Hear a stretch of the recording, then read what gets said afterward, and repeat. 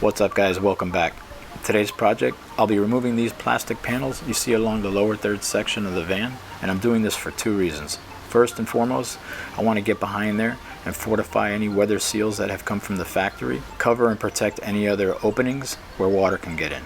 The design flaw of this van allows for water to get back behind these panels, so there are a few things that I can do in an effort to prevent that.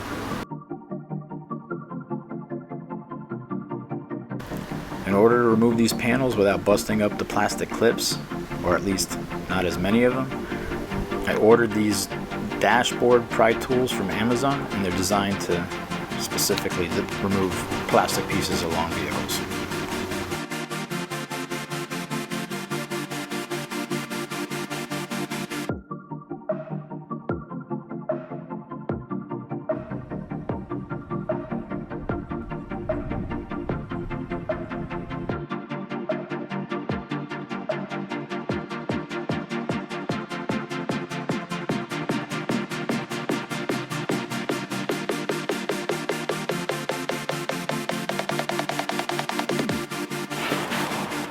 Alright, so that wasn't as bad as I thought.